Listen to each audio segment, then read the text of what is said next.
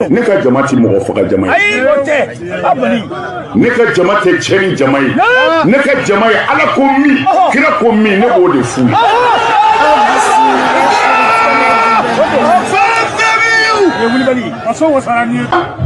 pour que a k'a faamu mun yɛrɛ kɛra min dɔrɔn de bɛ yen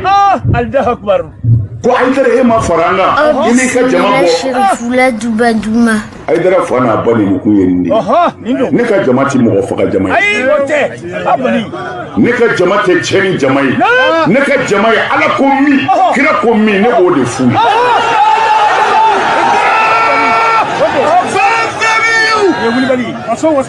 Ya Rabbi ya ma Sijan di bani mangabi deli ni bani sijan soro silame bi bogolola A'udzu billahi minas syaitonir rajim. Bismillahirrahmanirrahim. Allahumma salli ala sayidina Muhammad wa ala ali Muhammad wa sallim. Am sabdina al-islam ne bagono oda sukku nyoda sukanda. Oyo ku indo nyongana finani kengono khramo khorenga Serif Usman Madan Haidara. Bahauddin Kamaluddin Samsuddin Nuruddin Allah ganuna fanda berko waya kharalle mangoni kengana usayali wage Badrali Saja way president goni kengana mel bujagorga Baba Kamara wala sukku wala sukanda akhini lengo diga me ngar xebe oyo kharamu goni xakuyin kengana suma solon ko oyo debu men ko al hajj mamoy mo drame kandi akhini lengo diga me ngar xebe lenki kengo do video ne ber nanti kharange nafa khore me kharange nafa nga kebe angana kharana mpami anne soronya bakka bite me kharamo ni mel bogo ma hay kunta sere bakka bite de ikunne soronya filinkani ikunna ga qur'ane kharana famu na hadisun qarana famu ime gollite billahi ga gollite onte nyana kundu me yere kundu oy khamo surun kuni ko beni begere qur'ane qarana famu nangolli tay yimeni ga killen kamay ko beni begere hadisen qarana famu ga gollini tay yimeni ga killen kamay yere kundu oy khamo qoren kuni kengani Serif Usman Madan Haidara Bahauddin Kamaluddin wadi qoren kuni oy khamo qoren kuni kengani usayali wage Badrali Saja oya sukuni oye o kharamo khoren chu jeten chu kuini kengani fadi sonin kara sonungo beger kharamo Haidara pamu na tu na digan khanem pamu na ngolite na ngiri nanti foko khana koi o sonungo nga kharamo Haidara nga kebe kono kungere famu ige ile ne sireta na famu ndin oy kuini kengani fadi sonin kara oy amsar nin chu kuini dunata to kuna khati sui kharangin tawna misal din al-islam ne bagono rasukuni akhini kharangin nafangi Allah farendiga me sallallahu alaihi wasallam nan dangana mulanda dunna kita khara angana mulana Allah ra kita khara angana mulana dunna Allah ra kita khara wallahi kendiga me santeni angana mulana silama on kituntu akhara angana mulana challeke metu akhara angana mulana fofo sutu Allah nte tuna bada fana khara to agun nafa Allah nte kongini kwa billahi nafa khore to agunga me sasa to anu nyani igo filin kana kwa pezanga na jatem pai bayatul islamia o kharamo khore ngere kebeko kengani Bahauddin Haidara lagano no fanda breke bayatul islamia na Allah idungutu nanti nte filani kapallay na Allah idungutu nanti nte feini na Allah idungutu nanti nte jenini na Allah idungutu nanti nte lemme kerni na Allah idungutu nanti nte namra de ninki tawre de ntangure na Allah idungutu nanti Allah fare ngiri ngara kebe mparante ni na deberi kubeni bege me khara kuma gajaw nti tuwanu kwande gaja tuwanu kwande laidu kerga na gaja I khaya kenge ide kharaka ide wori yambere na nyilla gajanga khadi akhini ken halaki ende okube me khara okube ganto fotu okuma gajade okutombel ni magajade kubeni begar hadisen khara igeti malaika nunyandi ikunde malaika nunyane martabi c'est-à-dire ikun khara ndangi hadmar mun to ko ikun to ko nyam malaika nun to ko kunyande gaja kubeni begeti kunkunku ikundangi hadmarin to ko nyimme idangi jinnan to ko nyimme to ko nyam malaika nun kunyande gaja kharamo kafir nu ko ande gaja de kampal kharamo suruku kunte bayanga janga bada kani o sonu gan kharamo kan cukuni ne dunata to kuna gatu sui anga sonu gan kan nya kono wallahi unduru khoto ono khanne mutu ona développer nge ga maka korson gan kan ne gede ana mposu ana khanne cuutu kamu ana mposu khanne nju me soninge hora ko nyoya maka billahi gannin ko mbay to ko me fore shiri me billahi dalla toke gannin ko mbay ibire hora hunga nan kara hora hunga angena mulan nanya annanya Allah sogonga annanya menin chogonga annanya nyimme sogonga fo annanya hore nyani annanya hore nyani annan dutu annanya khawanjang annanya yeruri wallahi hora hu sa islama mu jira hora hu ni soningara hora kunyi soningen telilla hara anta mukabada nanta jini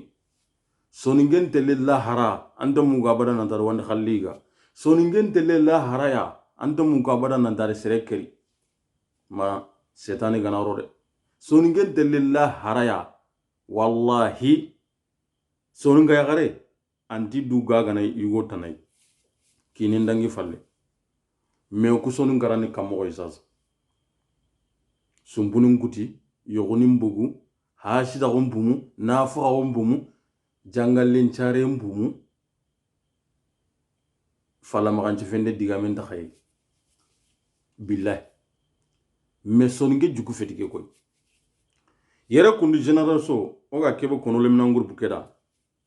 nanti karsa din chama mobile khobenga aman chama foyde kempeti foy karsa din chama mobile khobenga aman chama foy karsa din chama iranchiru rondenga aman chama foy karsa din chama topushuru rondenga aman chama foy karsa din chama kashigindenga aman chama foy karsa din chama mane adin chama duna khibare fofo sui aman chama fofo sui wallahi karsa din chama ina yagarin chire nyeki aman chama foy karsa din chama mane ni adin chama lan khibarenga kennan chama fofo sui wallahi peska ngana na burenge ben kita anna ngoto ke tokoyrea anna nyira ngu tokoyrea anna ankani ku tokoyrea an kasi kan tokoyrea nyakki kan tokoyrea ande mannin telle kasanke harande dangini ko motumi kasanke jonko harande dangini ko motumi wujine menterne ande mannin telle kasanke khulle billahi serebe ganan chama duna den khibare kay kasiginde mobile khobe yagarin cire le comment s'appelle khalsi ngebe nga jiba nga itelayrini ayi aman chama fofo sui me aganan chama lan khibare ngade billahi adan chama dunai adan chama duna kitare lahara kitama billahi dalla to koy kani general so ole minan groupe ko ndrokoto on maga dunga bada igo sama lan khibare allah men lemine ya lambatte mulla me ko wosunu manini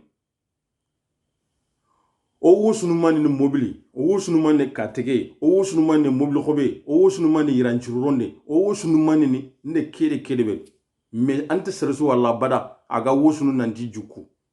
ante seresu walla bada aga wosunu nanti dina ngi kemakay ike islam ko no ike alla dina nyake murnu o generation kay ante seremu kabada aga wosunu kenga pour to kan kawna ngosukiya juku anna ngosu nanti nchare de sana gai me jangalle me sara kayna hora ko anna ngosu nanti nchare de sana gai me wandi khalliga kayna hora ko anna ngosu nanti nchare de sana gai seremil lagi yakkenga kayna hora ko anna ngosu nanti nchare de sana gai me sere de tourner kayna hora ko billahi hora ko nda khawancha ko kenya me ko nda wosun kenga keta generation ono khaburun joti on a petit sunguru ballo mu kuy way sap nu kuy on a mpeti jangal lomu kuy whatsapp nu kuy on a mpeti khono sogo lomu kuy internet ke kamman o ku jeni ni minne whatsapp facebook imo tiktok jeni nyana kiani sasa aghini nafasunde wallahi nanduna allah rabbunundi ona khaburun joti ono khaburun joti de khayme gana jatem pay amba ne konkoloti angana kara inati karsa kara amma khalle ni wuye nyani amba ba khalle ni wuye nyani angida ni khalle ni wuye nyani anga khinin khalle ni wuye nyani inan kappa me ya khamene anna mu firni ndeni kanga gati lina lere ndura ngo digerien itelamba na sogondi nandaga kumeke jaga namba ne rono wallahi ambane andalla ambane konkoloti andalla amma na yille ampa na yille angida ni na yille anga rinchu yille na su yille ne ambane konkolota tokono andalla ona njoti kenga de malaika nu ngana yantirni ni serentono nga ammantono ampabantono anga rintono sersuntono agino njoti furunkumenga kono gana ke jatem pa kota suga yetle serem brindi an kaga tun nan talleger ni kia anne ni kanna senundi bakka garu kutenga annan diga mogontu annan bile annan biranga lalinga annan giri sor khoro lagana ni ka khafunga ti da khashinkininga angel la khabane ora ke fete be gamma kota wallahi kota khudu nyalin ke juiga allah de manne ko kullu nafsi zaiqati maut wallahi dallat roge kota yugo irini ke fetam punje sirobe go makay arigo anga du barayni anga yiran jurundo to busuru londin kota yugo irini alle gerni man khabur no ari gare angembe ganyana anga talolo ni mini jip se regarder mondo mini jip ronde antindiron juga yilen anga antindiron potono na warkat yugunga kota ya leger ni minne khabur no anga mesil anyin ko lampa kam mesinga anga kamana yugu mbugi hakulungata o gidanya garo khaseberde khakum matu nanti o leger ni ke nyinyani ke nyinyi boga kamade o leger na wuriya ange ngana yere andangu mu manya sunguru baunga andangu mu manya jangal len charenga andangu mu manya mo ondambe ngano andangu mu manchunya Allah kutenga billahi am leger ni minne ke khabur no Ronaldo ni no na la kendo ambane konkoloti ammantono ampabantono alle mentono arintono seresuntono ngambane dalla ade malekano arinona kenjoti joti ngoma kayde wallahi sereben da simene khaburin bane no fitana ni quoi angana karagana daga ampirini de asuruni anamba na tokono o ganari kanuku oku hamini de mani yigande amma wori bonne ngana anna har yogo nyide alle nya kharinga yogo magay mani mpawani alle nya kharinga yogo ni magay anta haran qili nan tam pete mo me agana mu nan disere kalligo nkarata anna mu marum boto nde marun tolu kumande nde sukarantonu kumande nde fenya kun nde kenya kun kenga gata na ga hadmar ma nga gilli angem burenga sak ina daga londu no ngambani dalla jote en no ngade kono na non joti ona khaburun joti angana daga ko ta sang ni me gana daga sigina ku khabur ni fay angem madu na de soro goni ni no nga o gidanya garu ku be ganya na sunguru ba ko kere se regarder mondo angem madu na de soro goni no nga sunguru ba ni goni dangi hari italo jonko nyampungo anke muimu nyigande kunju fa khaburu maga khudunda suiga aginora ke fete be uga ya kinga yuko nangandu mulla anna perfeng kasa anna perfenti milinge lodui anna bugu shellang anya kunga soyni katang amma ne soyni katang allo muncho soyni katang anchire ngani ande wallahi anne ngana kuti kota be iburunanga aginona non joti joti khoro kane la hara ko tenni de subhanallah yo koni fofo suminke kerna no nyabaga gana daga ambane sokonni ke kumeno nga ambane dalla adi malaikanu an kharalla jambayri anya sunguru banga yere anya kamalen banga yere anya hashiri nga yere anya nafiq nga yere anke ni subukutanen anke ni yogobagandanen anke ni jangallen charanen anke ni jenanen yere anke ni falle magan ci fendana yen yere jabbar gollem bay agin on joti yere non trini non kotona de kenya na harmare me suga dunai on cimme